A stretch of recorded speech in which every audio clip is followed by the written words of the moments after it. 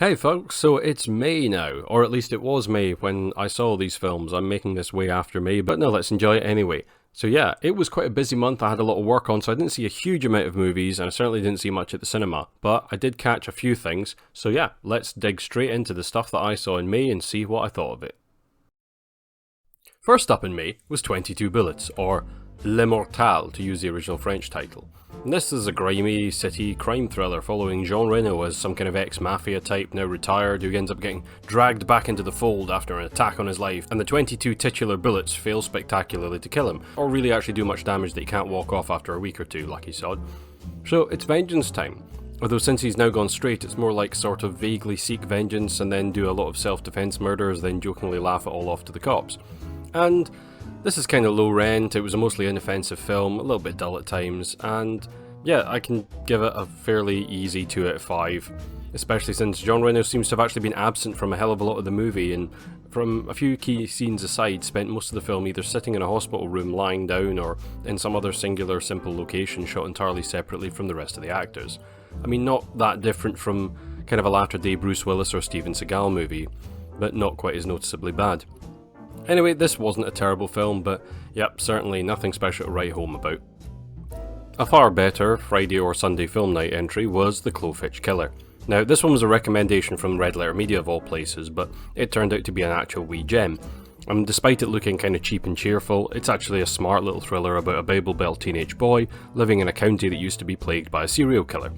Then one day he finds a bunch of dodgy porn mags and some Polaroids in Dad's work shed, and starts to wonder, is cheerful, awkward Boy Scout leader Dellamorte Mulroney actually a killer? Or is it someone else? Or is the kid just being super paranoid because of his religious fanatical upbringing in the Bible Belt? Anyway, this is an absolute class act of a micro-budget film that leads you down a path where you keep expecting it to take cliched turns every few minutes, and every time it gets in within a hair of you rolling your eyes, it says, "Aha, we knew you'd think that," and takes a total hard left turn. But anyway, no more said about that other than it's an absolutely solid 4 out of 5 film, and definitely worth checking out. Released outside of the Americas in its Italian title, Dellamorte Dellamore, Cemetery Man is the story of beleaguered cemetery caretaker Francesco Dellamorte, who, as well as tending to graves, flowers and all the paperwork involved with that, he also has to deal with the occasional body rising from the grave to attack and kill people. During this madness, he ends up falling madly in love with an unnamed grieving woman who then dies and gets reanimated herself, and meanwhile the mayor's daughter suffers a similar fate but then gets secretly kept as a girlfriend by Dellamorte's half-wit assistant Nyahi. It's all based on a horror novel by the writer of the Italian comic book series Dylan Dog, which is basically a sort of absurdist Italian take on John Constantine, and there's actually a Dylan Dog movie out there somewhere with him off Superman and Legends of Tomorrow in it. But in a similar way, this is a very absurdist kind of cult horror movie, with Rupert Everett wandering around looking deliberately bored out of his mind while everything gets weirder and weirder, and the film does take a few turns to kind of hint that there's a sort of an American Psycho or a Jacob's Ladder kind of warped reality thing going on here, but ultimately it's just kind of a weird but entertaining cult horror movie that's easily a 3 out of 5. It's nothing special, and at times it feels a bit laborious, but then other times it's funny as hell, so it's worth a watch, especially if you like horror movies. Moving away from movies for a minute, I also watched the documentary Blackfish. Now, I think the sea's fascinating and I love marine life, so it was really interesting to watch this documentary about killer whales kept in captivity. And yet, don't go into this expecting any kind of Jacques Cousteau stuff or a David Attenborough voiceover. This is basically a horror story about abuses perpetrated on generations of captive killer whales, or orcas to give them the real names, all held at sea life parks across the world. And mostly this is the story of Tillicott, who is a specific male orca who had some serious anger issues and was involved with or responsible for the deaths of various trainers, staff, and even a random hippie who went skinny dipping in the enclosure one night. The documentary is so much more than just about him being bad, as it's about how the whole thing was covered up again and again and again, how the media looked into it, how the people involved didn't really know what was going on, and how illegal basically all of this really was as soon as you dug under the surface. Now, it might be old news as this doc's quite a few years old, but absolutely, this is like a 5 out of 5 must watch if you ever think you might want to go along to some of these parks. Just don't. Let the whales live free, man. Go Free Willy, go. Another underwater documentary I watched was Fathom, which, if Blackfish is the deep end of tragedy and secrets, then Fathom is the kiddie pool shallows of boring academic research with no observable results in the findings to anyone without 6 PhDs and enough time to go through 1,000 sheets of paper. Now, Fathom on the face of it sounds really fascinating. It's about a group of marine biologists trying to unearth the secrets of whale song and deciphering the mystery of their unique patterns, which is all very Arrival sounding, it sounds cool, sounds interesting. Only this is basically 90 minutes of shots of people looking at waveforms on computers, having phone calls with other people elsewhere, or just sitting on boats not finding whales. Now, I get that not every documentary is going to reap interesting results because that's just life. You go out there with a camera and if they find something cool, if they don't, they try and turn it into an interesting story. But this is a cinematic release that ended up on Apple TV and it sounded really interesting, but it was just dull, really, really dull. And not just because the science is dry. I mean, it's boringly edited together and you never really fully understand what's going on, even though they try and explain it. So yeah, 2 out of 5. Skip this and just watch Blackfish instead. Honestly, it's much better.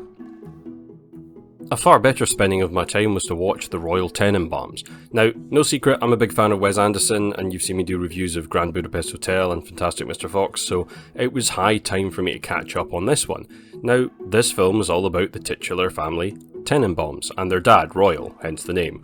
Now, this is a disparate family of weirdos, and their estranged dad kind of inveigles himself into the family home again, claiming he's dying of something because he hears that his wife's going to get remarried.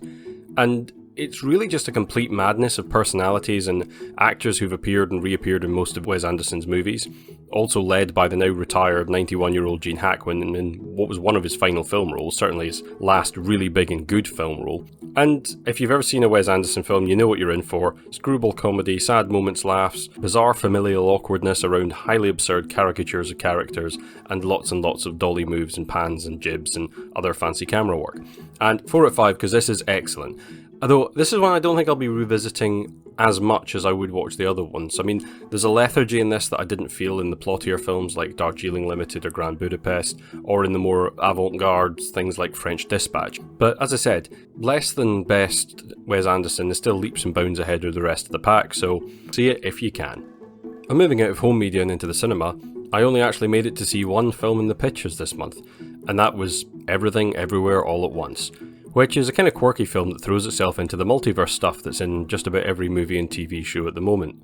So in this case, the story's about Evelyn, a middle-aged Sino-American laundry owner who's having a bit of a meltdown over it being Chinese New Year, also a tax year with an audit looming, her dad visiting, and also her daughter coming around to introduce her new girlfriend, which is going to cause more problems in the family, especially with her aging old world father. Now into this mess steps an alternate version of her husband, who tells her that the multiverse is being destroyed by an evil entity and only she can actually save them all by tapping into skills of alternate Evelyns, leading to a mad series of fights, escapes, weird cosmic madness, and Evelyn trying to make sense of all this craziness. Now, if you like Terry Gilliam and you imagine what it would be like if he'd made The Matrix on acid and got somebody capable to shoot all the kung fu, that's probably what you'd end up with here. It's absolutely crazy, but also a lot of fun, but also very clever and very emotionally mature and resonant, as well as being funny as hell.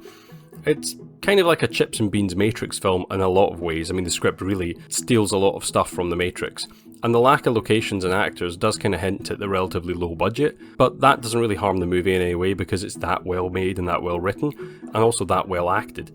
And it's way better than you'd expect, and way better than anything that Marvel's churning out in the moment, especially along these sorts of storylines, which it's really trying to do. So yeah, go and see it if you can. If not at the cinema, catch it as soon as it's out and streaming.